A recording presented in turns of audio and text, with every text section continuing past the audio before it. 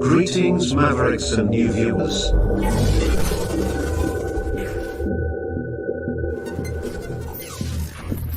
Tonight, direct and live from the Maverick News Network World Studios. This is Maverick News with Rick Walker.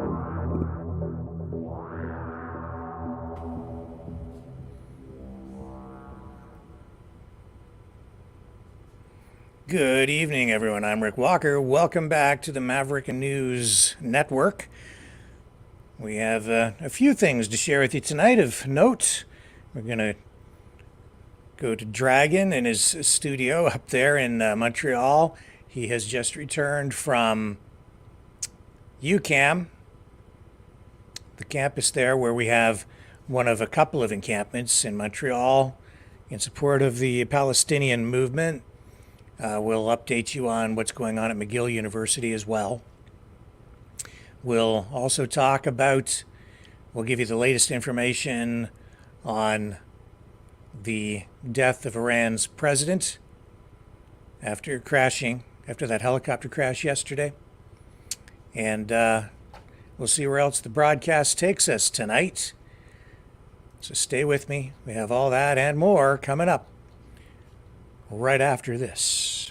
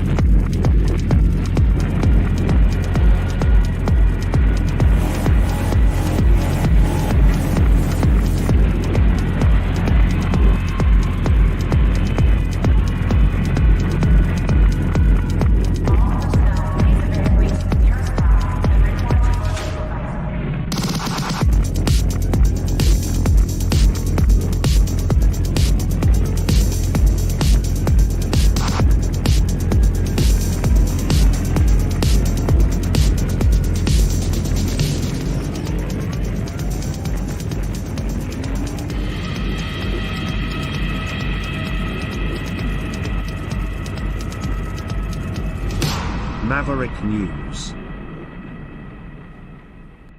The world is watching.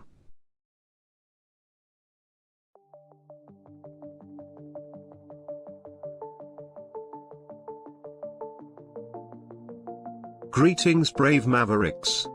Our quest for truth continues. We go beyond fake news. Together we expose propaganda. Together we pull others out of rabbit holes. We are Maverick thinkers. We are all unique individuals, defenders of individual rights and freedoms, credible, trusted, grounded in reality. Maverick News, defending free speech, Donate at freedomreporters.com. Do it now. Tomorrow may be too late. Maverick News. The world is watching.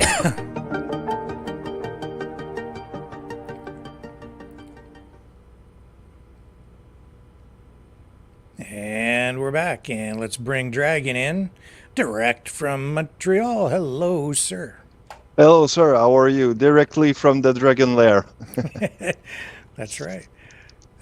So you were at, well, tell people where you were at and what you saw a short time ago. I was at UQAM today, and actually I was able to be witnessing a police intervention actually at some point. They were receiving some supply, and where I was actually thinking that something was happening, well, it was just supply being bring to the guys. They were just looking at everything was done swiftly with a good process, and that nobody gets hurt or anything bad. The only thing that I would actually say is that I've heard of one guy that has spit on somebody else, which has brought him to be arrested. So good for them. Okay. So how many police are you talking about here? About 80 police officer that 80. was, yeah. Um, it was a big supervision going on down there. Uh, and I've seen also some provisional police for just making case that nobody gets squishy or nothing aggressive going on. So a few shield, but nothing that happened. So they were just there in case of And so they were anything. bringing in supplies for the encampment. Yep. What, did you So see what kind of supplies they were bringing in? actually, no, because when I got there, it was basically at the end. So I was looking at a lot of police going on all around. I got told not to get too close, so not to get in their way because I would be arrested. So kind of had to stay away, and I couldn't see much. But at some point, I've spoke with LCN reporter that was on the scene, and they are the one who actually told me about them receiving the thing, because I could have seen actually some of the barrier being kind of put aside, so one or two people could get in, but they were just bringing some boxes and stuff, so I couldn't see what was in the box or Okay. so. All right. So police on scene, just keeping the peace, kind of Yeah. status quo. It's continuing to go on. This is, what is UCAM? Just to explain to people. This is the University of Quebec in Montreal. So All right. this is one of the Quebec University branches that has expanded in most of the cities. So I see. And so, also tonight at McGill, the larger story here actually tonight, folks, and I'm sorry we're not on scene for this, but an encampment has been set up outside the senior administrator's home for McGill University. And the university has denounced this protest. Well, actually, I don't know if it's an encampment. There was a protest held today outside the home of one of the senior administrators.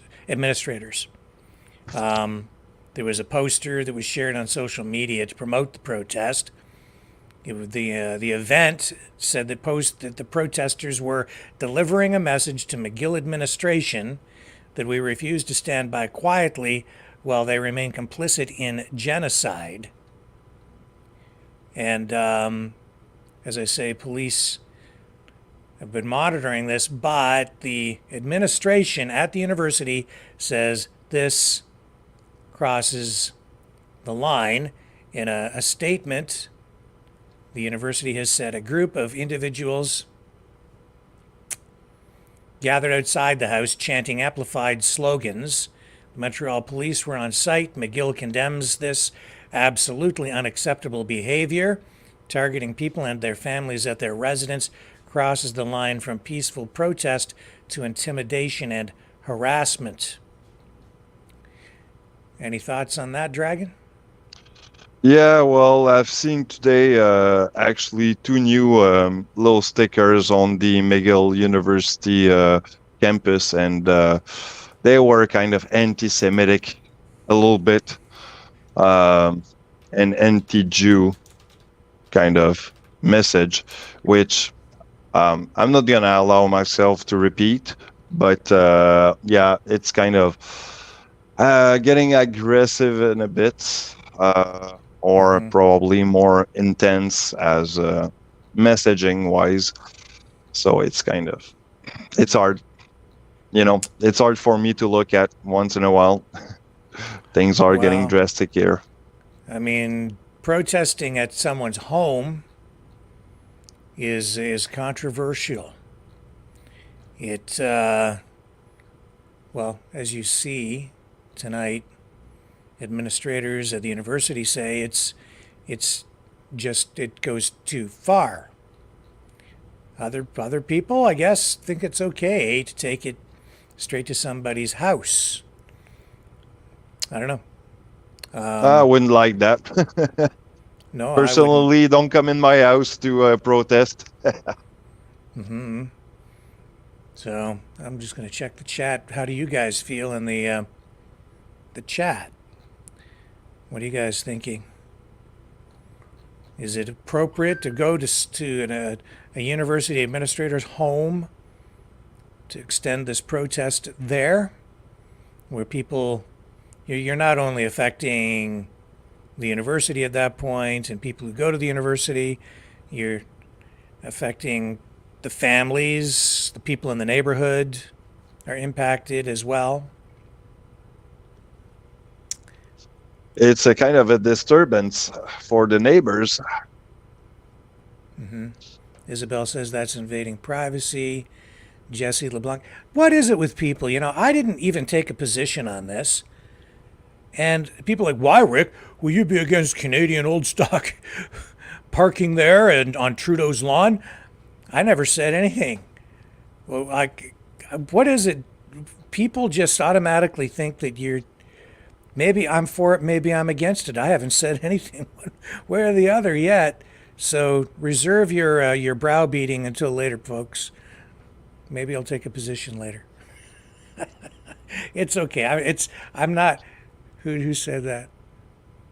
Jesse, it's okay, man. It's okay. We all pro free speech, so I mean, whatever.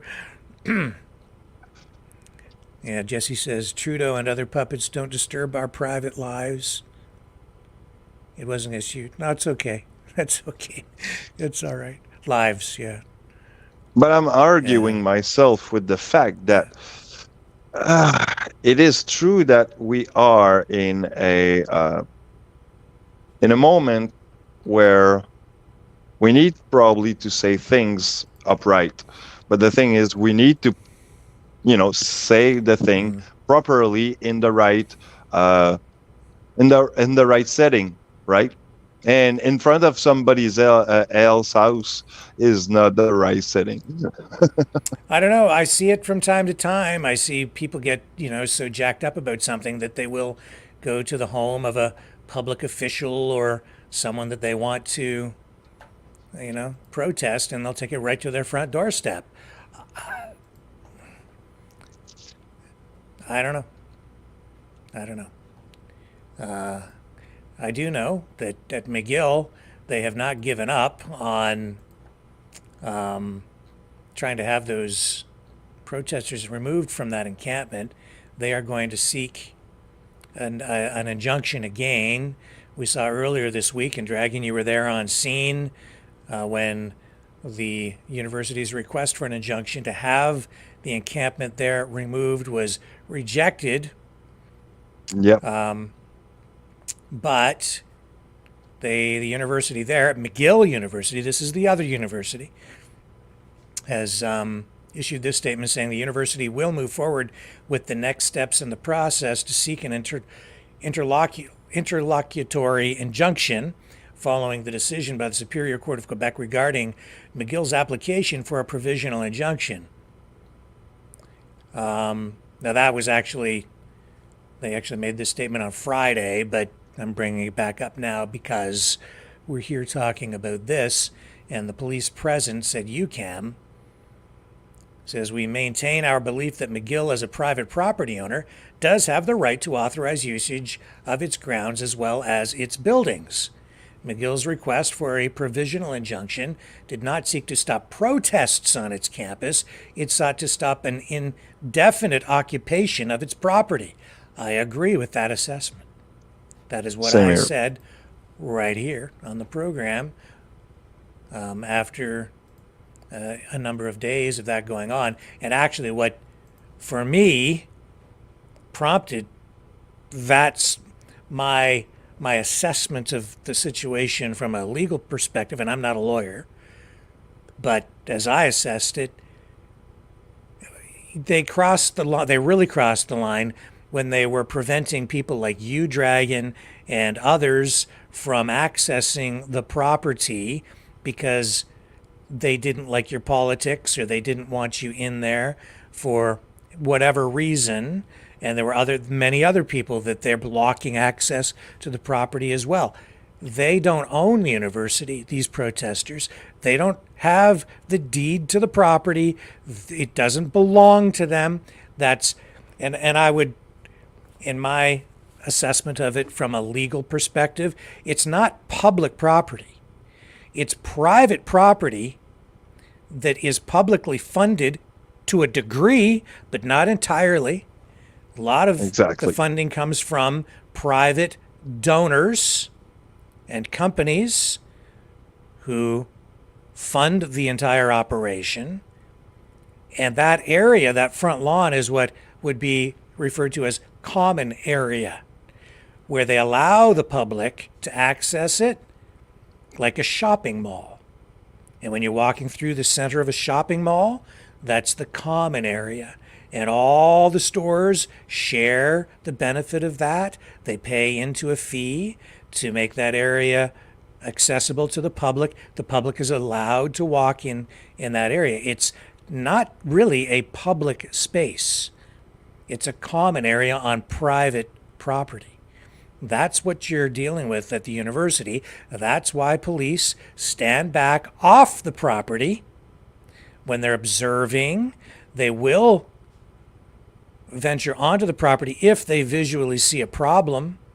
They'll leave the street and come on to deal with violence or crimes in progress, things of that nature, because they have the lawful authority to do that. Or if they receive a request from the property owner to intervene to deal with an act of, say, mischief, vandalism, trespassing, burglary, theft, whatever the crime might be, and they will then come on the property to intervene and to take action. That is what the university was really seeking. From a legal standpoint,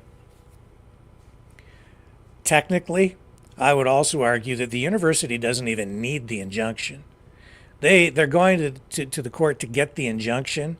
This, again, I'm not a lawyer, but they own the property. It's like you as a property owner, you own a house. So the owner of that, whoever that university administrator is today, where they have the people they're protesting, if those protesters step onto his property, now not out in front on the street, but if they're on his front lawn, he just picks up the phone. He doesn't have to go to the cops. He doesn't have to go to the courts to get an injunction to have them removed. You just pick up the phone, you call police attend, and they'll talk to you, and you say, these people are trespassing on my property. If they're on your front lawn, they might as well be in your front living room. No difference. Exactly. Except that at that point, they've maybe broken and entered into a structure into your actual home, but they're still on your property. They're trespassing. You can have them. Yeah. For example, if removed. I go on your lawn and, trespass on your lawn, you can call the cops and they will say, sorry, sir, you're on private property.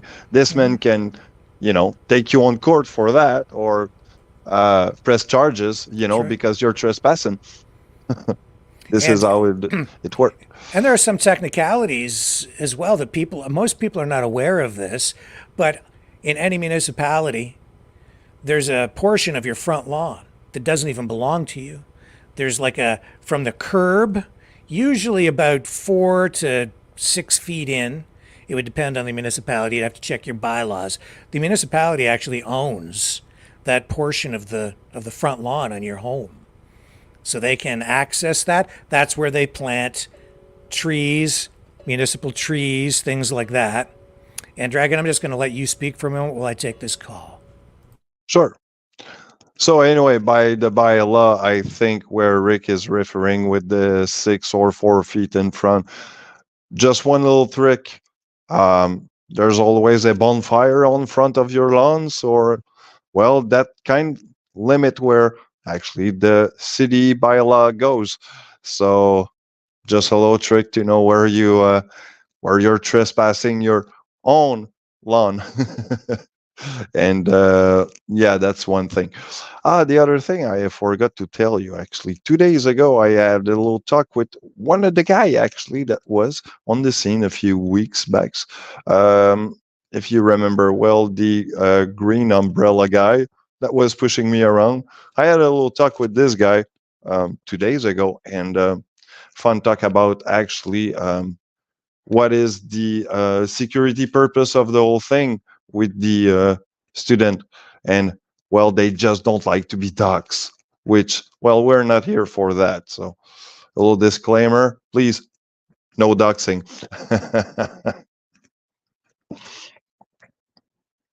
So what's up on the chat now? Let's see.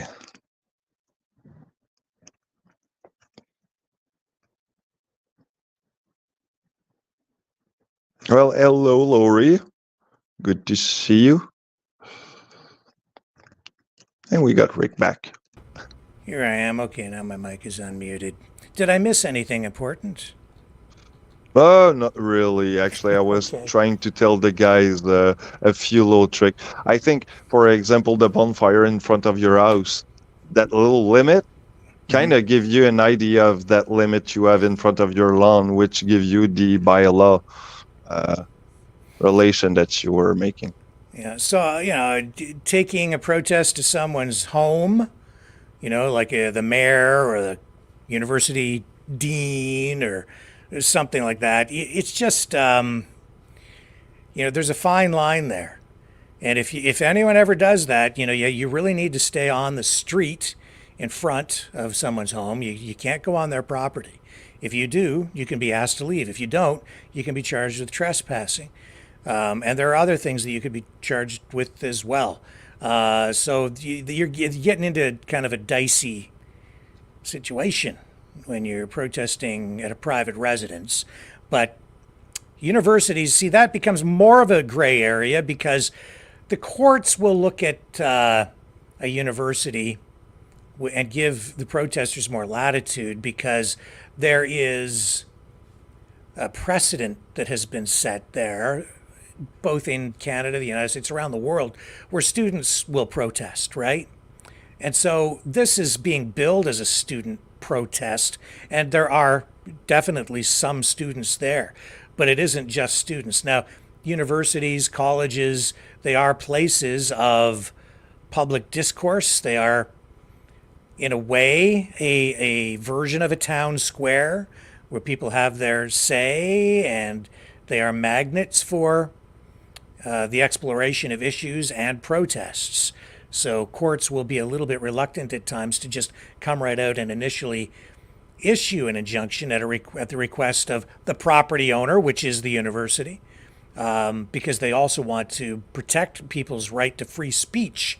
However, legally, ultimately, in the end, I'll tell you right now who's going to win that legal battle, and it's going to be the university, because they do hold title to the property. It's their property. It's private property, not public property. And so ultimately they will get an injunction, and that encampment will be removed at some point. Yeah, because they do have the final say. Right, because the university, as I just explained it to us all there, like the university came out and said this. They're not looking for an injunction to stop protesting. They're looking for an injunction to have an encampment removed. People are camping on the front lawn. There are other ways they can have them removed. They don't need the court injunction. They can go to the city, the municipality, and say, hey, people are camping, and this is not zoned for camping. So the municipality can come along with bylaw officers, and they'll have the thing taken down. They'll bring in the fire department. They'll say, this is an encampment. It doesn't meet fire code. This is a fire hazard. You're cooking here, or you're, whatever, or just even having all these tents here. Or they'll bring in public health. And I'm just telling you how it's done. You can shoot the messenger if you choose to. I'm just telling you how this is going to work. This is how it's going to go down. If they can't get the court injunction, they'll do it a different way. This is the strategy that is always used. These are the tools they have at their disposal. They'll go to public health. They'll use the medical officer of health to issue an order that says, you don't have porta potties here, or even if you do, you don't have a permit for it, so you have to leave. You don't have a permit for you can't just show up, for instance, and have a festival on the front lawn of the university without getting permission to do that. You can't have a carnival there or a circus, right? You can't do that. So eventually they'll move in and use these tools. You saw those kinds of efforts to a degree during the Freedom Convoy as well, but that was a different deal because again, people are sometimes comparing the two, but that was a protest that was held on the streets in Ottawa, outside the seat of government, the Parliament buildings. It was, Exactly. but it wasn't held on, for the most part, it wasn't held on the front lawn of Parliament Hill. It was on the streets, and access was still provided for emergency vehicles, and they worked with police and so on. And I know that if you look at the massive lawsuit that has been launched by some of the residents there, their position is that they lost the full use and enjoyment of their private property, being their apartments or their businesses, and that they were damaged in some way by the protest. So they're kind of taking that private property owners' rights argument into the courts there. But it's a more complex case with the Freedom Convoy because they were on the street at the seat of government. And while they may have been breaking bylaws, there is legal precedent, a lot of legal precedent there to support protests on public places, in public spaces like streets. And there is legal precedent set there so that people's right to free speech takes precedent. It's more important in the eyes of the court than, say, parking violations. And there have been many legal cases settled over the years involving protests in public spaces where that exact issue has been addressed, so that they made sure, especially in the United States, less so in Canada, but this does bleed over into the Canadian legal system, where they have said in these rulings that they made sure these rulings came down in favor of the protesters so that they could prevent municipalities or prevent governments from using minor laws like parking violations in order to stifle or curtail people's right to free speech and freedom of expression and the right to protest. But that's in public spaces. That is not what we're seeing here on the front lawn of the university. No, but you have brought a good point. Actually, it's not a place which is permit to do any encampment, right?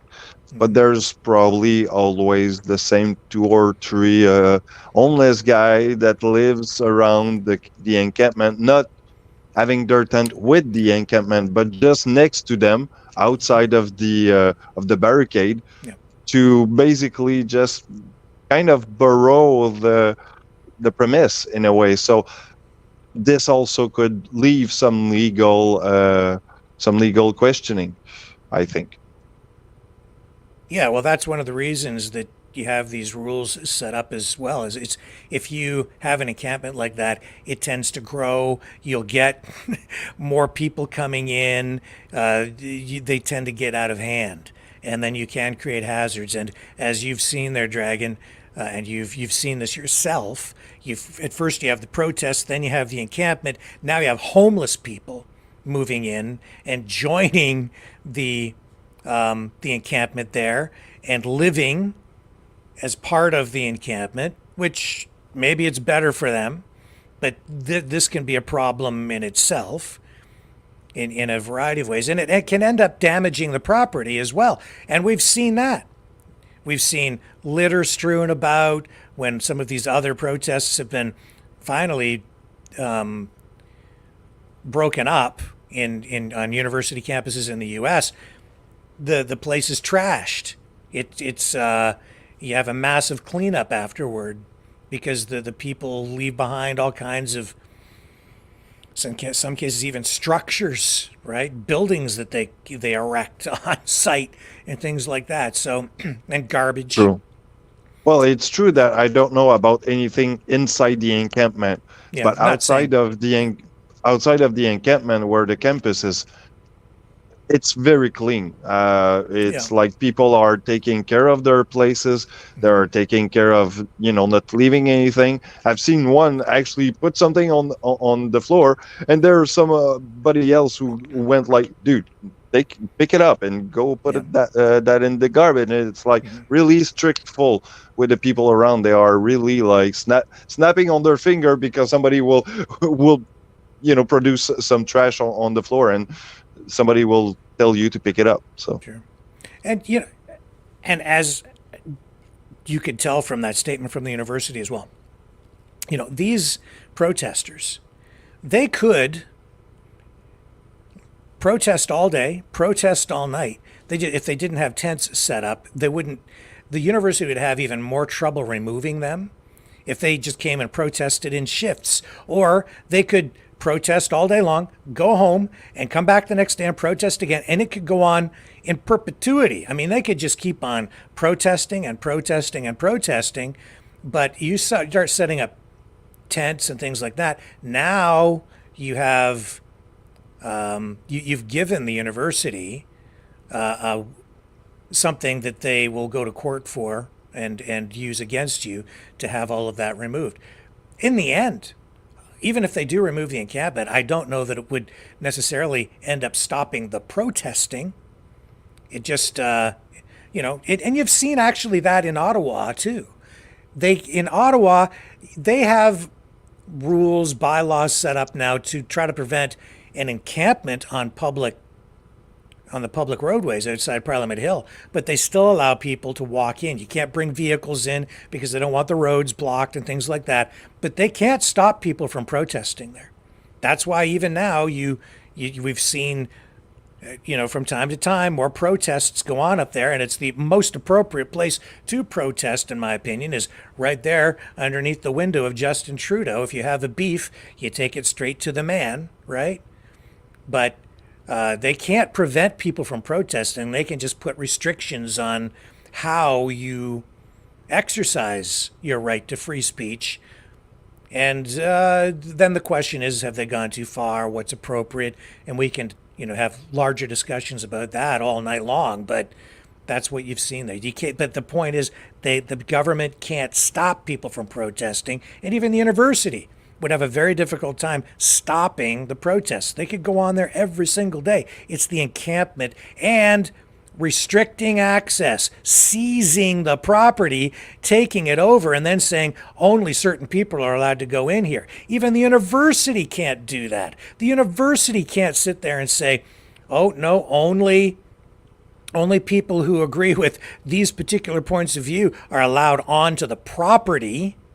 No, you can't. They can't even do that.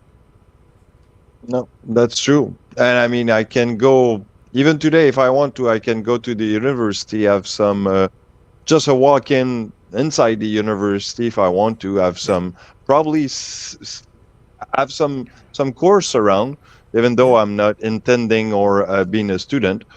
Yeah, because see, now it's a kind of a public place. Right, that's not so. You've touched on something there. Now you can walk into the building. You're still in common area. You're walking around in the hallways. You're still in common area. Now, if you're inside the building or even on the property, if you're causing a problem of any kind, if you're not an enrolled student, right?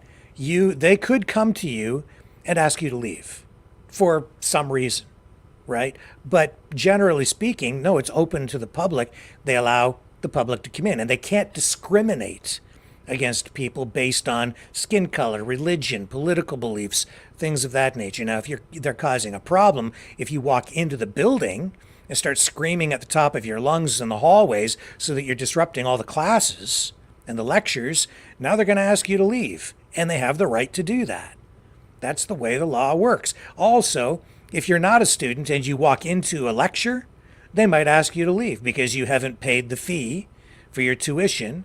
So you're getting a free education, wouldn't get the degree at the end, even if you took the whole course. But even then, universities in Canada are so open that I know of people who walk in on lectures that are not theirs all the time, and they sit there and just take it in, because some, like, quite often don't ask. So, but the point is they do have control of the property, and it is private property. So we'll see where it goes in court. Actually, it's true. One of my friends did that for actually 2 years. Went to the university, take some some lectures that he wasn't even paying for. No people asking, none in Montreal. So I thought it is interesting to see that they brought so many police officers in there today, 80, just to oversee supplies being brought into that UCAM encampment. And that one is more mysterious. It is, you can't see in there. They have the you showed it the other day with it's like a blockade set up It is. down that alley or whatever, and they're all in behind there. Because Yeah. the campus, the way it's done, it's like you got few building one right next to each other, right? But they are kind of blocking a certain point. It's like this entrance is blocked, this one is blocked. So you got 2 or 3 entrances all blocked. The rest is good to go. But there's this one place where you cannot kind of get around. The only way you can get around is by passing through the building, because there's some bridge between 2 buildings where you can access through the other. But this is one of the places where you got to get access through one of the bridge just to get to the other side of the other building, which is kind of weird. But yeah, I need to have a better look of it. Probably bring my camera tomorrow and make sure that you can have a better look, as it's hard to get the good look without getting expelled of the place because nobody wants you to look at it. That's kind of... Okay, so we'll look forward to that.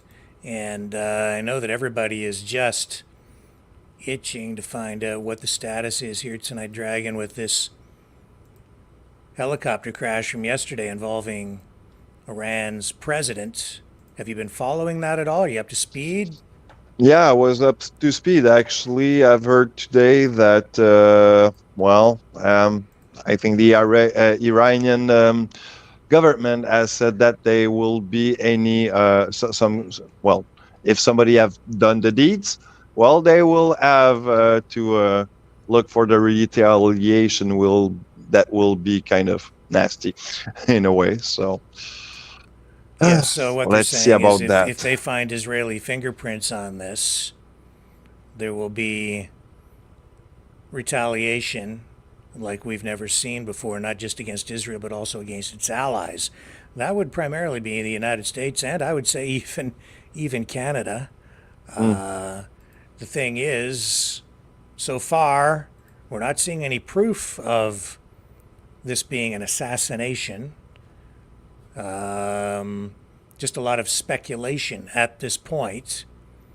I do see some social media posts tonight, even from some Iranian officials, starting to rattle some sabers and make some claims that this was an assassination. I'm also seeing influencers like Alex Jones going straight to the assassination theory, which inflames things a lot.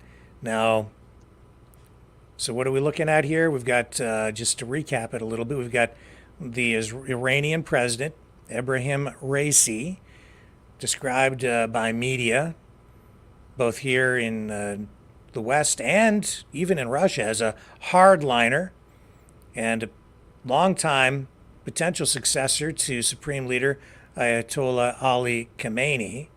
And he was killed yesterday in a helicopter crash in mountainous terrain near the Azerbaijan border. There were a number of other high-ranking government and military officials with him, 6 other passengers in total. All of them were killed. A lot of reaction coming in from around the world since then. And we have had a new president appointed in the wake of all of this. Hamas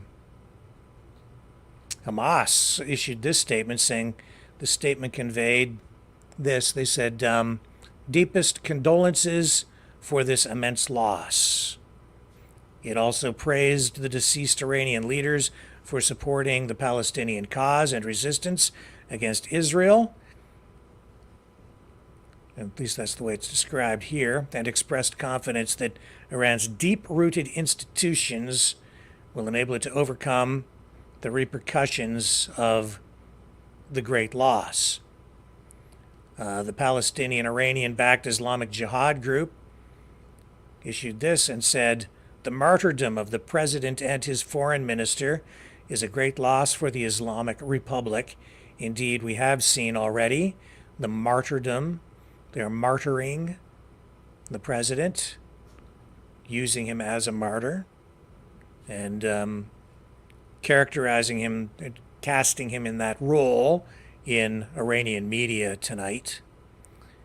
But governance, the system of governing in Iran continues. They have passed the power of the presidency over to another person, and life goes on in Iran. Do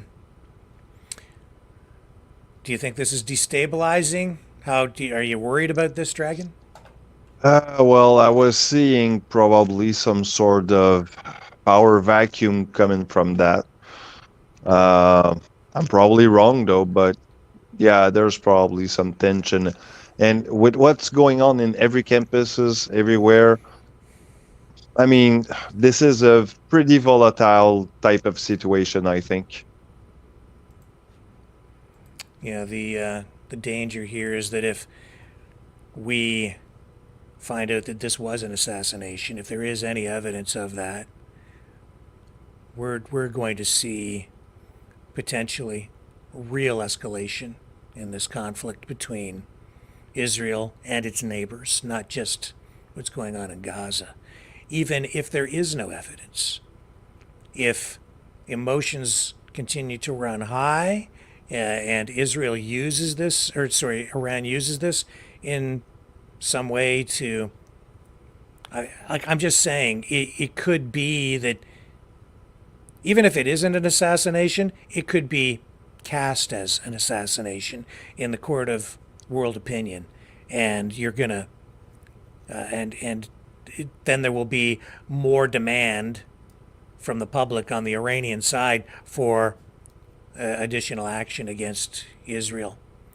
The whole thing is just really, really dangerous, and I don't know if Israel could withstand the tsunami of anger and military force that would be exerted against it from, I think, not just Iran, but all the countries that are lined up against it.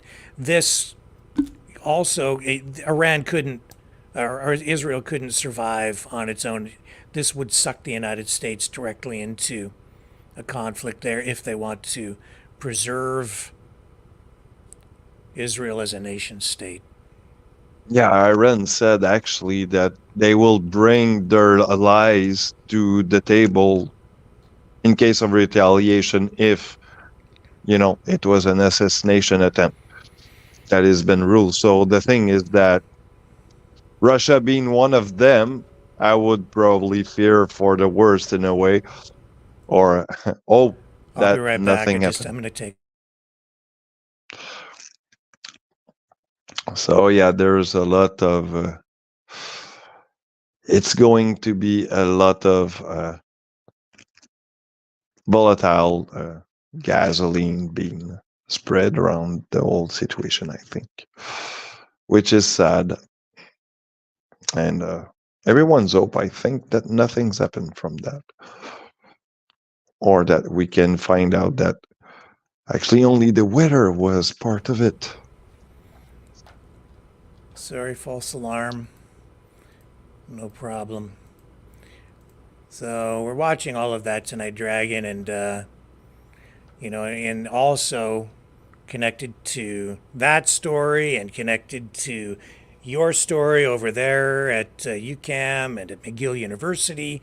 We have the ICC, the International Criminal Court, seeking to arrest Israeli Prime Minister Benjamin Netanyahu and other Israeli leaders and charge them with war crimes and crimes against humanity, as well as the leaders of Hamas. This is, to say the least, controversial. I think this also marks a shift in the way that the ICC and the ICJ, the International Criminal Court of Justice, they're going to be viewed from this point on, I think, as having more legitimacy than they ever have before. Largely, they've been viewed as toothless, bearing no real authority. The International Court of Justice and the International Criminal Court, described, depending on which side you listen to, they'll say they're a puppet of the U.S. or they're a puppet of this government, but they don't have a strong track record of prosecutions because, well, for starters, the United States, not a member of the ICC. So Russia, also not a member. Two superpowers, pretty much immune from any prosecution that might be attempted by these courts. But as this thing carries on, and you know what it is it's like, this is difficult for people to understand. These courts set up to deal with things on an international level. The superpowers, of course, don't want to be members because as they execute their plans around the world or their military operations, it becomes very, very dangerous for them to have their leaders potentially held accountable. Government of Canada is a member. Justin Trudeau, because the government has signed on, they're under the thumb of the ICC and the ICJ. So if they go after Trudeau, and we do have hang on just a second. I'm just distracted here, Dragon. I've got other calls coming in and other things going on. All good, sir. You know what I'm going to do here, Dragon? Actually, I'm really ill tonight, and having trouble concentrating. So I'm going to cut you loose, let you go back to do your thing. And I'm just going to deal with a couple of the other news stories, and then I'm going to just cut this whole thing short tonight.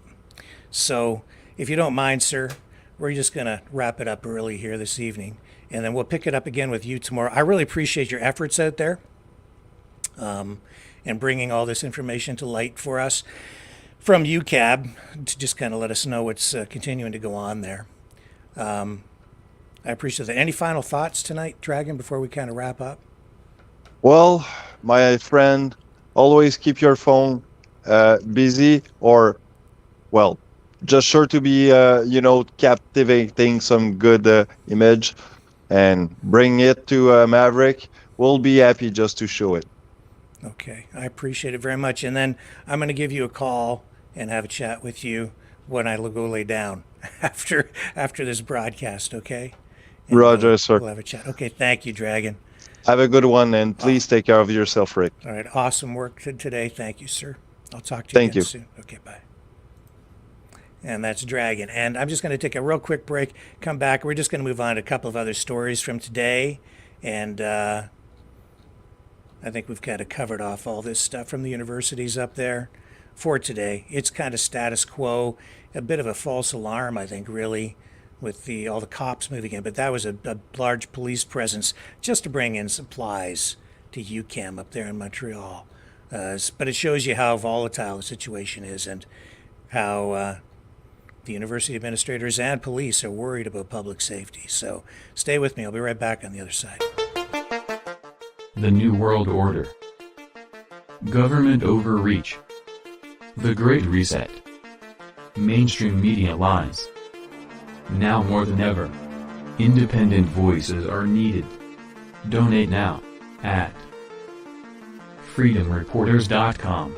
That's freedomreporters.com. Maverick News. The antivirus program. For your mind.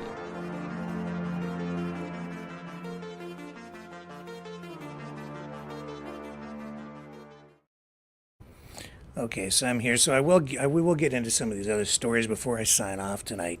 Out in Alberta in Canada, the Premier, Danielle Smith, and the United Conservative Party of Alberta, the UCP, they've been banned now from 2024 Pride events. So there's a group representing 14 Pride societies in Alberta, and they've now banned the United Conservative Party and the Premier from the things that they have planned for this year. Queer Citizens United, YYC, released a media statement saying that the ban is in response to changes Smith promised earlier this year to the province's gender policies for children and youth. This is a quote from their statement saying, "This is a direct response to Premier Danielle Smith's stated intention to infringe on the rights, freedoms, and health care of the transgender community in Alberta. You may not join our celebrations in June when you plan to attack us in September. Queer rights should not be a political decision. Trans rights are human rights." So you have a bunch of groups signed on to this, including groups in Calgary, Red Deer, Lethbridge, Banff, Canmore. And so back in January, the Premier announced that the government would implement a slate of policies and guidelines around gender identity, gender affirmation surgeries, and new rules for transgender women athletes. And I think largely her plans for this have been, I would say, received it with a positive light by the public in general, concern from some, and obviously from people on the progressive left, especially on the very progressive side of the left, real concerns about rights, I guess. So among other changes, these new rules would put minimum legal age limits on surgeries and hormone therapies for transgender youth. It would also require parental notification and permission, depending on a student's age, if a student wants to change their name or pronoun at school. It's an issue of parental rights versus the rights of a child.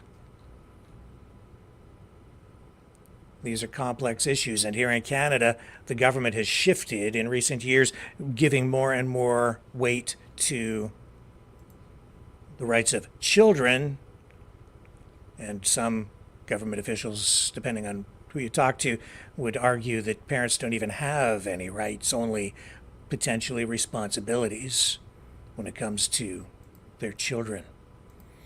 So that's an issue that will continue to unfold. The Government of Canada has unveiled a national action plan on combating auto theft. Issued just hours ago in a news release, this backs up an announcement made just days ago by the Deputy Prime Minister, Chrystia Freeland. Here's the news release itself, just issued a short time ago. Today, the Honourable Chrystia Freeland, Deputy Prime Minister and Minister of Finance, the Honourable Dominic LeBlanc, Minister of Public Safety, Democratic Institutions and Intergovernmental Affairs, the Honourable Arif Virani, Minister of Justice and Attorney General of Canada, and there are other public officials here too, announced the release of the National Action Plan on Combating Auto Theft. This, of course, comes after a big meeting of public officials and police to talk about this and come up with a strategy to deal with a massive increase in auto theft in Canada.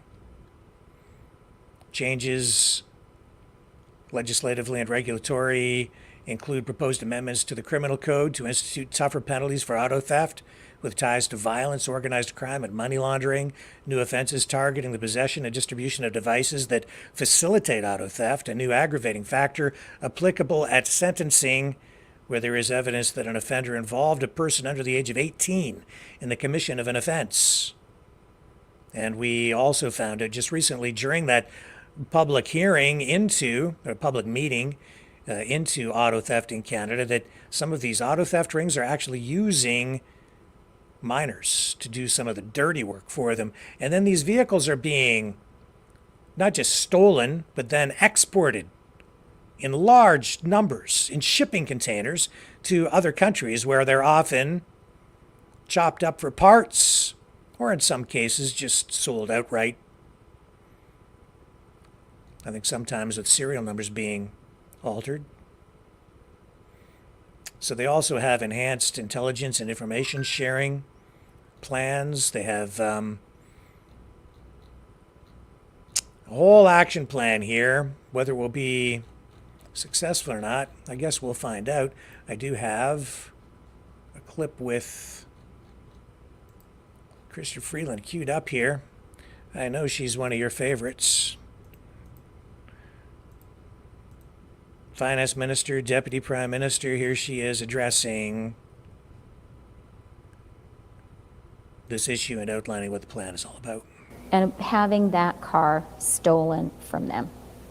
And that is why in the budget, we have put in place a robust plan to crack down on auto theft and to protect Canadians, to protect the people here in Brampton.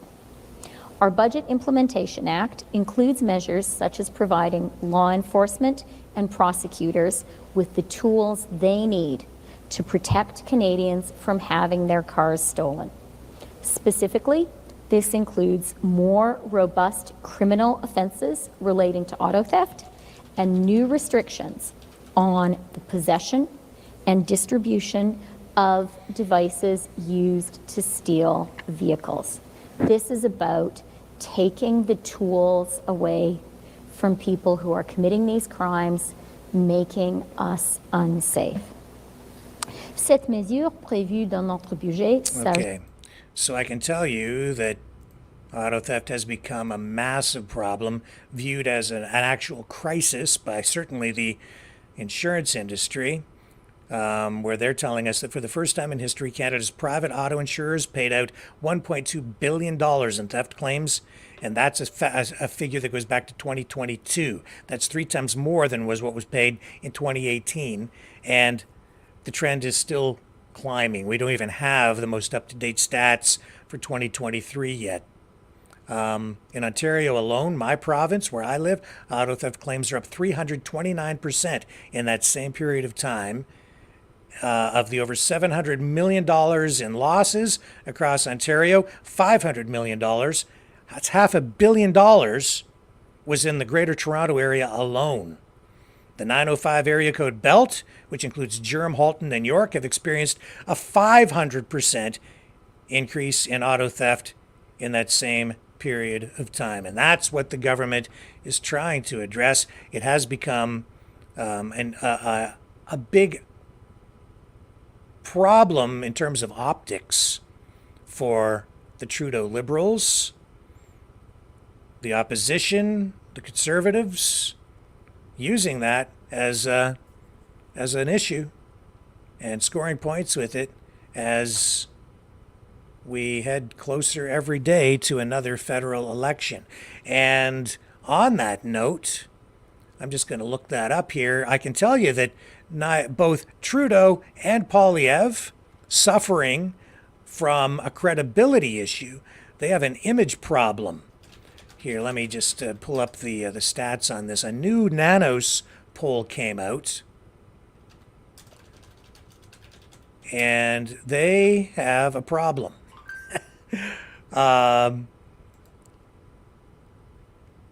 This poll shows that both leaders are viewed by the public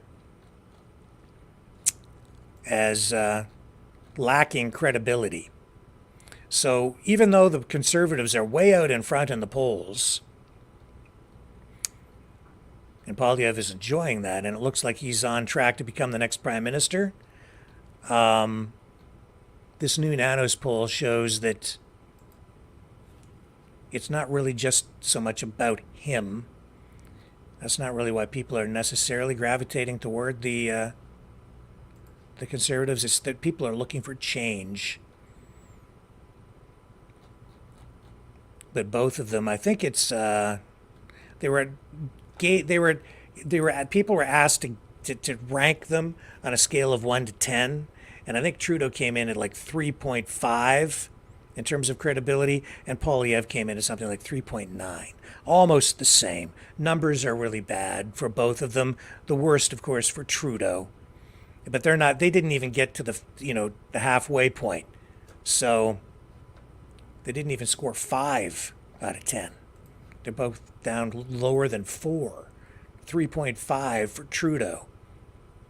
Just reinforcing what everybody already knows, that he's quite possibly the most unpopular, most hated prime minister in Canadian history. I can't think of a prime minister who has been less popular, less disliked, more disliked than Trudeau. Okay, folks, hang on. I'll be right back after this.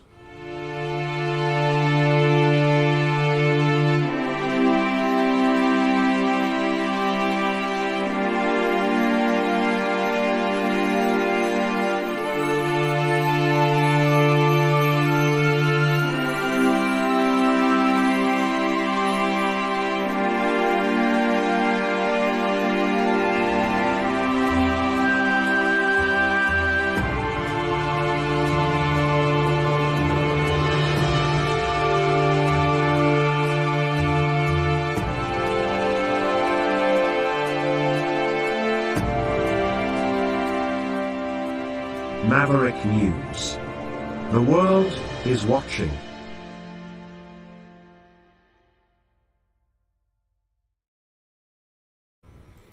Okay, so the Conservatives have come up with their own plan to deal with auto theft as well.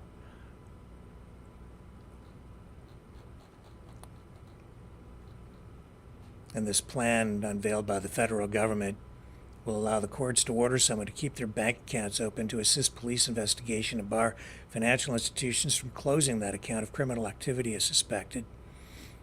They're going to use a lot of different tools. I don't know. It's a big problem, and they say that the root cause of this is a lot of organized crime and the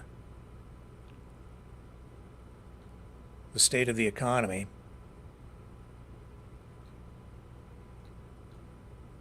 And this is a plan, but it has to be implemented, and this involves legislative changes, and we'll have to see where it goes. I don't know.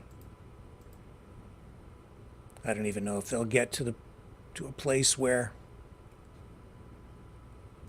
they'll get it enacted before the next election. We'll see. Here's a statement from the ICC on that effort to haul Netanyahu and the leaders of Hamas into the International Criminal Court. Today, I'm filing applications for warrants of arrest before Pretrial Chamber 1 of the International Criminal Court in the situation in the state of Palestine. These applications are the outcome of independent investigations conducted by my office under the direction of the two principal trial lawyers standing behind me today, Brenda J. Hollis, who, in addition to leading our work in the situation in Ukraine for the past couple of years, has since January also taken over leadership of the Palestine investigation, and Andrew Cayley, King's Counsel, who more recently joined the office and will be leading our work on the situation in the state of Palestine going forward. On the basis of evidence collected and examined and analyzed by my office, I have reasonable grounds to believe that 3 senior leaders of Hamas, Yahya Sinwar, Mohammed Daif, and Ismail Haniyeh, bear criminal responsibility for the following international crimes committed on the territory of Israel and the State of Palestine from at least the 7th of October 2023. Extermination as a crime against humanity. Murder as a crime against humanity and as a war crime. The taking of hostages as a war crime. Rape and other acts of sexual violence during captivity as crimes against humanity and as war crimes. Torture during captivity as a crime against humanity and as a war crime. Other inhumane acts during captivity as a crime against humanity. Cruel treatment during captivity as a war crime. And outrages upon personal dignity during captivity as a war crime. These crimes were committed in the context of the ongoing armed conflict detailed in the applications, and as part of a widespread and systematic attack against the civilian population of Israel by Hamas and other armed groups. My office submits that there are reasonable grounds to believe that these 3 Hamas leaders are criminally responsible for the killing of Israeli civilians in attacks perpetrated by Hamas and other armed groups on the 7th of October 2023, the taking of hostages, and the other crimes alleged in our applications. My office has diligently collected evidence and interviewed survivors and eyewitnesses at the scene of at least 6 major attack locations. The applications rely upon evidence such as CCTV footage, authenticated audio, photographs and video material, expert evidence, and statements by Hamas and the members of other armed groups, including by the alleged perpetrators themselves. Sinwar, Daif, and Haniyeh not only planned and instigated the crimes committed on the 7th of October 2023 in our submission, they also acknowledged their responsibility through their own words and by their actions. They are charged both as co-perpetrators and as superiors. My office also submits today that there are reasonable grounds to believe that hostages taken from Israel, taken from their homes, taken from their communities, have been kept in inhumane conditions, and that some have been subjected to horrendous sexual violence, including rape, while being held in captivity. We have reached that conclusion based upon medical records, contemporaneous video and documentary evidence, and interviews with survivors. We are continuing our investigations into crimes committed on the 7th of October, including investigating further reports of sexual violence. And I repeat and underline my call for the immediate release of all hostages taken from Israel and for their immediate safe return to their families. This is a fundamental imperative, demanded by good conscience, demanded by morality, and demanded by international humanitarian law. Hostages must be released immediately. I can also confirm today that I have reasonable grounds to believe, on the basis of evidence collected and examined by my office, that Israeli Prime Minister Benjamin Netanyahu and Minister of Defense Yoav Gallant bear criminal responsibility for the following international crimes committed on the territory of the State of Palestine from at least the 8th of October 2023. The crimes include starvation of civilians as a method of warfare, willfully causing great suffering, serious injury to body or health or cruel treatment, willful killing or murder, and intentionally directing attacks against a civilian population, as well as crimes against humanity of extermination and or murder, persecution, and allegations of crimes of committing other inhumane acts. It's alleged that these crimes were committed in the context of the ongoing armed conflict and as part of a widespread and systematic attack against the civilian population of Gaza pursuant to a state policy. Unfortunately, these crimes continue to this day. My office submits that these individuals, through a common plan, have systematically deprived the civilian population of Gaza of objects indispensable to human survival. We have reached that conclusion based upon interviews with survivors, many eyewitnesses, experts, from satellite imagery, statements from Israeli officials, including the 2 individuals subject to the present application, as well as based upon several hundred authenticated videos, photographs, and audio recordings, many of which were taken and shared by victims and eyewitnesses themselves. This systematic deprivation resulted from a decision to impose a total siege on Gaza by completely closing the 3 border crossing points, Rafah, Kerem Shalom, and Erez, for extended periods of time, and by arbitrarily restricting the transportation of essential supplies, including food and medicine, through the border crossings after they were reopened.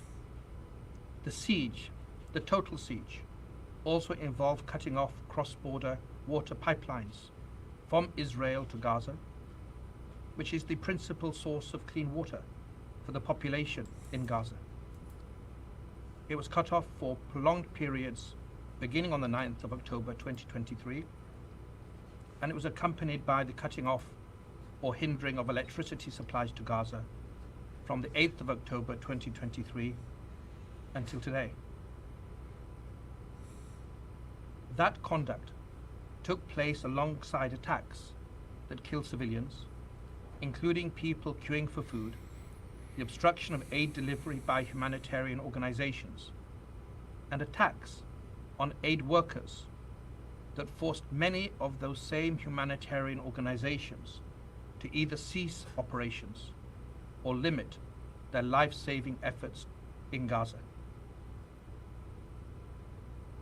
The tragic effect of the use of starvation as a method of warfare against Gaza's civilian population is acute, it's visible, and it's widely known, and it's confirmed by multiple witnesses and victims, including local and foreign medical doctors.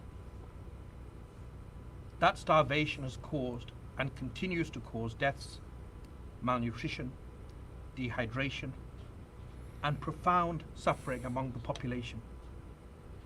Famine is already present in some areas of Gaza, and it is imminent in others. My office charges Netanyahu and Gallant as co-perpetrators and as superiors in the commission of these alleged crimes. Israel, like all states, has the right to defend its population. It has every right to ensure the return of hostages that have been criminally and callously taken.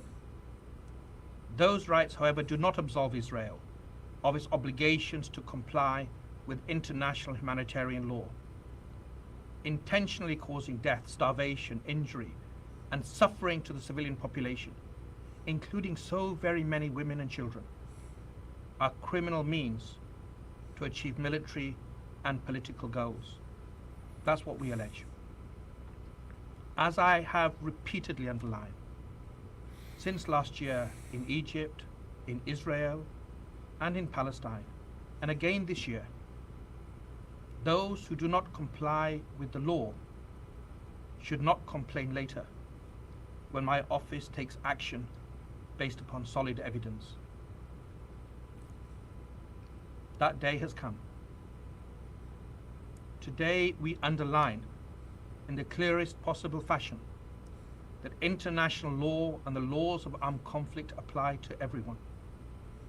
No foot soldier, no commander, no civilian leader, no one can act with impunity. Nothing on earth can justify willfully depriving human beings, including women and children, babies, the old and the young, of the basic necessities required for life. Nothing on earth can justify hostage taking or the targeting and killing of civilians. The independent judges of this International Criminal Court are the sole arbiters as to whether the necessary standard for the issuance of warrants of arrest have been met. The judges of the International Criminal Court must be now given the space to do their work and to dispassionately and objectively review the evidence that we have submitted. Should the learned judges approve my applications and issue the requested warrants, I will work closely with the registrar of the court to apprehend the named individuals. I call upon and count on all states, especially state parties to the Rome Statute, to approach this application and the subsequent judicial decision that will be rendered with the same seriousness they have shown in other situations. I also stand ready to work with non-state parties in our common pursuit of justice and accountability. It is critical in this moment that my office and all parts of the court continue to conduct our work with full independence and impartiality. And I insist that all attempts to impede, to intimidate, or to improperly influence the officials of this court cease immediately. My office will not hesitate to act pursuant to the provisions of Article 70 of the Rome Statute if such conduct continues and persists. We will also submit further applications for warrants of arrest if and when we determine, after independent and objective analysis, that the threshold of realistic prospect of conviction has been met. My office is advancing multiple and interconnected additional lines of inquiry, including concerning reports of sexual violence during the 7th of October attacks in Israel and in relation to the large-scale bombing that has caused and continues to cause so many civilian deaths and injuries and so much suffering in Gaza. I renew my call for all parties to the current conflict to comply with these basic principles of law without any further delay. I also wish to emphasize that the principle of complementarity at the heart of the Rome Statute will continue to be assessed by my office as we take action in relation to the alleged crimes and alleged perpetrators, and as we move forward with other lines of inquiry. But complementarity requires us to defer to national authorities only when they sincerely engage in independent and impartial judicial processes that do not shield suspects from accountability and which are not a sham. It requires thorough investigations at all levels, addressing the policies and actions underlying these applications. Today, I wish to underline one message very clearly. It's my strong conviction that if we do not demonstrate our willingness to apply the law equally, if it is seen as being applied selectively, we will be creating the conditions for its complete collapse. And in doing so, we would be loosening the remaining bonds that hold us together, the stabilizing connections between all communities, all individuals, the safety net to which all victims look to in times of suffering. This is the true risk we face at this perilous moment. Now more than ever, we must collectively demonstrate that international humanitarian law, the foundational baseline for human conduct during conflict, applies to all individuals and applies equally across situations addressed by my office and by the court. This is how we will prove, tangibly, in real terms, for all victims that the lives of all human beings, wherever they may be, have equal value.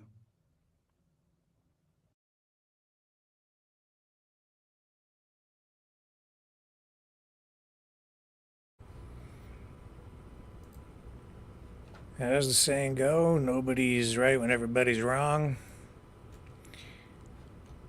Well,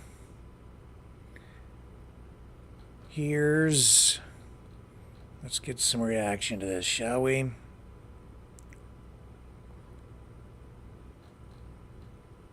Okay, so here's State Department spokesman Matt Miller being asked about this. Let's bring it up.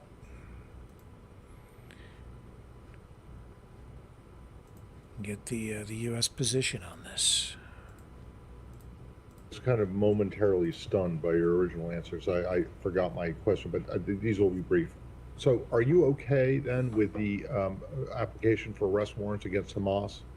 We do not believe that they have jurisdiction over either of the parties of this So conflict, you don't think and that includes Hamas. You don't think that Hamas leaders should be prosecuted? We absolutely believe that Hamas should be held accountable. That could be, hold on, let me finish. That could be either through the prosecution of the war effort by Israel. It could be, in other words, being killed. It could be by being killed. It could be by being brought to justice in an Israeli court. We do not believe the ICC has jurisdiction over either of the parties in this case because the Palestinian people do not represent a state. Okay. That includes with the leaders of Hamas. But obviously the administration is also troubled by actions that Israel has taken post-October 7th. So where is the accountability for that? Where do the Palestinians go? This is a question I asked Ned a long time ago, over and over and over again. Where do the Palestinians go to seek redress? So let me answer this a couple of different ways. First of all, in the short term, with respect to questions of war crimes, Israel does have open investigations, a number of open investigations. We made this public when we released our report on National Security Memo 20, including some investigations that have become criminal investigations into conduct by members of the IDF. That is the first instance for judging whether someone has committed a war crime or a violation of IDF code of conduct. That's one of the reasons why we have concerns about the ICC. The ICC is set up to be a court of last resort. If a country isn't properly holding itself and its personnel accountable, that's when the ICC comes in, not in the middle of the process as they have done here. That said, ultimately, and you know this, Matt, and because we've spoken about it a lot, we believe that there should be the establishment of an independent Palestinian state. And an independent Palestinian state would have the ability to join the Rome Statute and become a member of the International Criminal Court, as every state in the world has the right to do. But that is not So where do they go in the meantime? They are not SOL. I said, first of all, Israel has its own investigations. Second, we have accountability mechanisms here. We have processes that are ongoing to look at Israel's compliance with international humanitarian law. So there are places to look at these questions. It's just, in our view, fundamentally not a role of the ICC. And I should say, but remember, we have a jurisdictional complaint here in that we don't believe the ICC has jurisdiction. But if you looked at the statement the Secretary made that I echoed in my opening remarks, that isn't our only problem with the action the prosecutor has taken. We also have a problem that he has short-circuited an investigation and brought this action without waiting to see where these Israeli investigations end up, without completing the trip that he had planned to come to Israel to look into these questions. So it's not just a question of jurisdiction, it's also a question of the way the investigation is being conducted. So let's just focus on jurisdiction for a second. Who does have jurisdiction here? So the government of Israel has jurisdiction. Over the occupied territory. We have jurisdiction. Over Gaza, which is not entirely occupied. They have jurisdiction into looking at the actions by their so military personnel. The Palestinians, if they have a complaint, they have to bring it to Israeli courts. We have jurisdiction, and we have with the use of our equipment. I'm sorry. How do you have jurisdiction? With the use of our military equipment that we have provided. How do you have jurisdiction? If you look at the Leahy law, if you look at that's not jurisdiction in a criminal process. That's not in a criminal process, but it has to do with the determinations that we make and the policies that flow from it. Not so, but Matt, long term, you were right that we want to see. You used to work for DOJ, Matt. You were on. There's no U.S. does not have jurisdiction. There are different. I wasn't referring to criminal jurisdiction, Matt. There are different ways to look at this. Long term, we agree with you that the Palestinian people should be a state that has and have the ability to make these determinations. But that's not where we are today. That's where we're trying to get to. What time would the ICC going at? Go ahead, Humera. this is sort of the overriding question, right? It's like, who has jurisdiction? Is Palestine a state? We saw Governor DeSantis come out, and some others, and say just within the last week that Palestine is not and never has been a sovereign state. Some people would dispute that. So why? Because the status of Palestine is complex and politically sensitive. Palestine is recognized as a country by some nations and international bodies, while others do not grant it full recognition. The United Nations in 2012, the UN General Assembly granted Palestine non-member observer state status, which is a form of recognition but does not make it a full member state. Over 130 of the 193 UN member states recognize Palestine as a country. Some international organizations, such as the Arab League and the Organization of Islamic Cooperation, recognize Palestine as a state. Palestine primarily refers to the West Bank and Gaza Strip. The Palestinian Authority, or the PA, governs parts of the West Bank while Hamas controls the Gaza Strip. The exact borders and governance are subjects of ongoing conflict, as you just saw, and negotiations with Israel. The whole world has an interest in this, the United States in particular, because of their joined at the hip relationship with Israel. Israel does not recognize Palestine as a sovereign state and controls significant portions of the West Bank with security and administrative presence in those areas. Many Western countries, including the United States, do not fully recognize Palestine as a sovereign state, often advocating for a negotiated two-state solution to the Israeli-Palestine or Palestinian conflict. But of course, from what we've been seeing, it doesn't look like either Israel or Palestine want a two-state solution. So what other countries want is not necessarily what they want, which is largely what is preventing resolution. So, to put it in a nutshell, Palestine's status as a country depends on political, diplomatic, and geographical context and remains a contentious and evolving issue. How do you solve this? Who has jurisdiction? Who is it that holds either the Israeli government or Hamas accountable for their actions in this conflict? The ICC, the ICJ, the United States. The United States isn't even a member of the ICC. Either is Russia. How much weight does the ICC carry? Apparently not as much as some people might think, but that is one of the things that's really in play, is all of this is happening as World War III, which we are in, continues to expand. I think that what you're seeing here is a push, in particular from Arab nations, Palestinian side. I would say maybe even from some of the BRICS nations, maybe not all of them, but some of these nations want the ICC to be recognized as an international court with jurisdiction over all countries, even the United States and Russia. It comes back actually and plays right into what we see going on right here in North America with the implementation of the United Nations Declaration of Rights for Indigenous Peoples, with the growing sovereign citizen movement,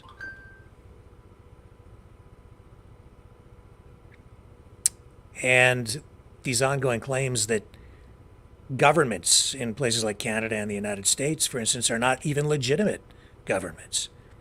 You see, government itself is a construct. It's like, it's what people think up. It's just something from people's minds. And then Any government only gets its legitimacy if it has the support of you, the people. Doesn't matter even if it's a dictatorship. If people fear a dictator enough to comply with whatever the dictator dictates, then they have the power. If they have guns, if they have fighter jets and people are afraid of them, then they are in charge and they have jurisdiction. And if they're seen to be in control of a given area, other nation states then recognize that that's the guy in charge. That's the guy you have to talk to. He's the biggest gangster in that area, so in that country, so that's the go-to guy if you want to do a deal on anything. That's just kind of the way the things work in the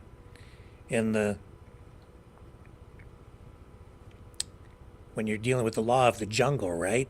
That's what the ICC is meant to deal with. That's what the United Nations is sort of meant to deal with. You get outside the boundary lines of a sovereign state and you're into international waters, you're dealing with the law of the jungle or natural law.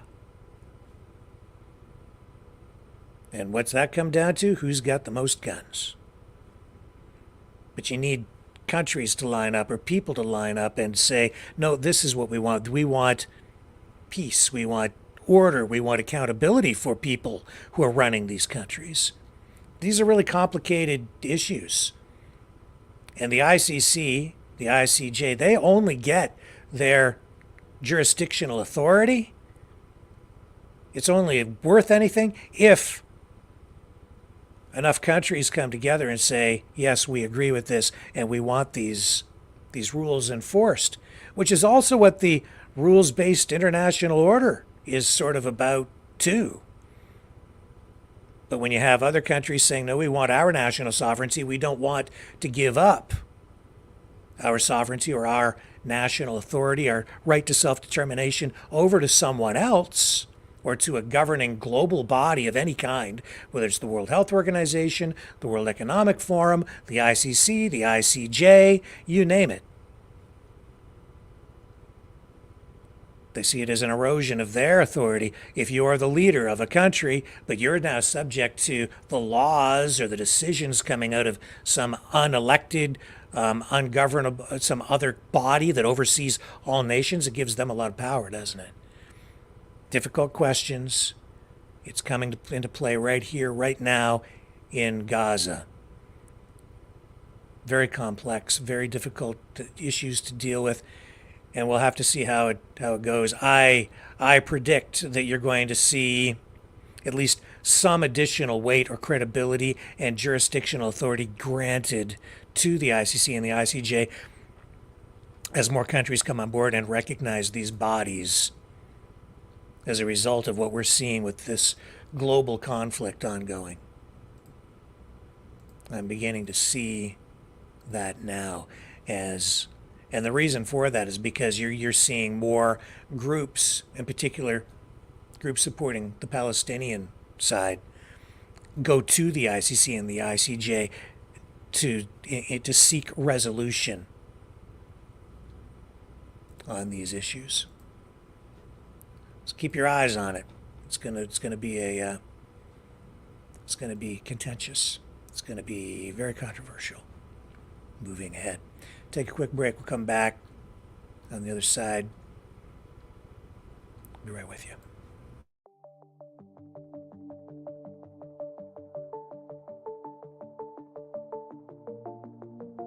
Greetings, brave Mavericks.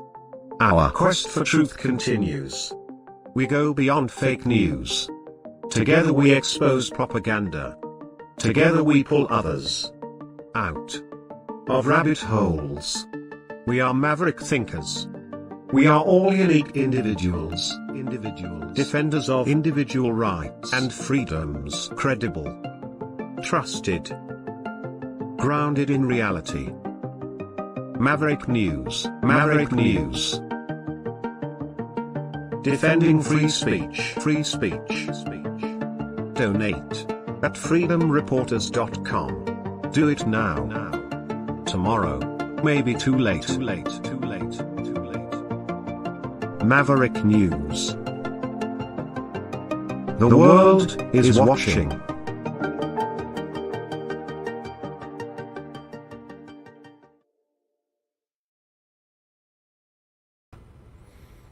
Okay, so President Biden has denounced that call to have Benjamin Netanyahu arrested. Outrageous. Preposterous, I believe. No, outrageous, I think, is the word that he used.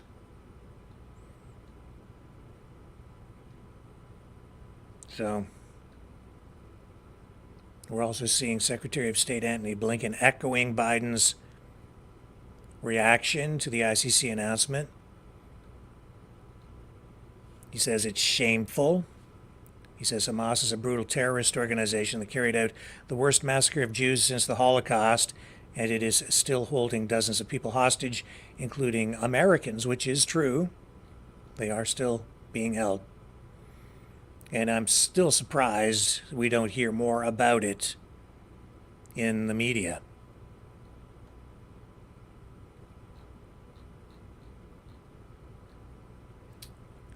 Let's go to Benjamin Netanyahu.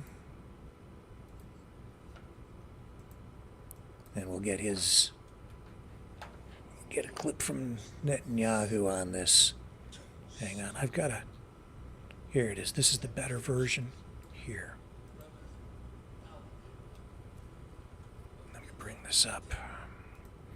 Another clip playing in the background there. Sorry, but I've got him queued here. So let's see what the man says. The man who's got now wanted posters up all over the world with his face on them. The outrageous decision by the ICC prosecutor, Karim Khan, to seek arrest warrants against the democratically elected leaders of Israel is a moral outrage of historic proportions. It will cast an everlasting mark of shame on the international court. Israel is waging a just war against Hamas, a genocidal terrorist organization that perpetrated the worst attack on the Jewish people since the Holocaust. Hamas massacred 1,200 Jews, raped Jewish women, burned Jewish babies, took hundreds hostage. Now, in the face of these horrors, Mr. Khan creates a twisted and false moral equivalence between the leaders of Israel and the henchmen of Hamas.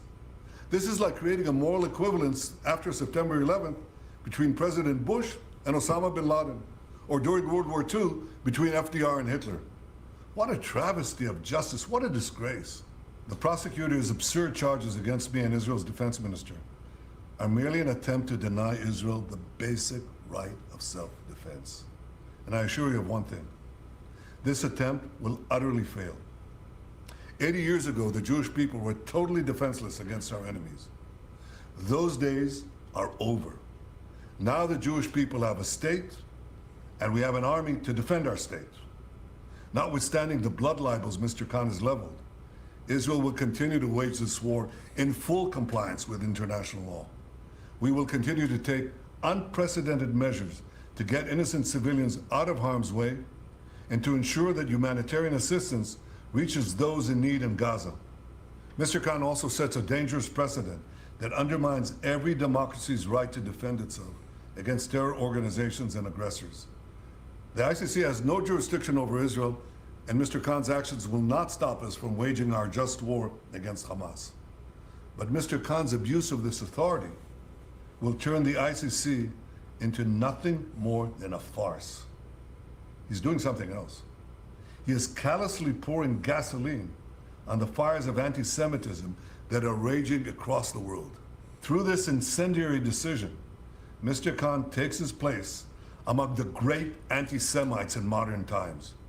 He now stands alongside those infamous German judges who donned their robes and upheld laws that denied the Jewish people their most basic rights and enabled the Nazis to perpetrate the worst crime in history. 2 weeks ago, on Holocaust Memorial Day, I pledged this: no amount of pressure and no decision in any international forum will prevent Israel from defending itself against those who seek our destruction. To all the enemies of Israel, including their collaborators in The Hague, I renew that pledge today. Israel will wage our war against Hamas until that war is won, because never again is now.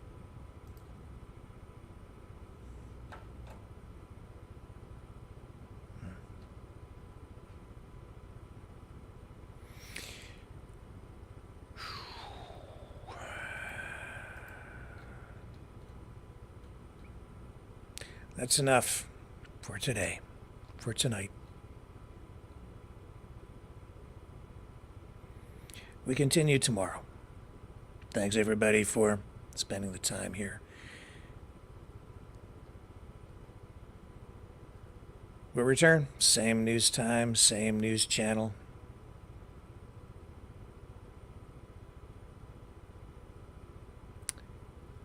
On the flip side.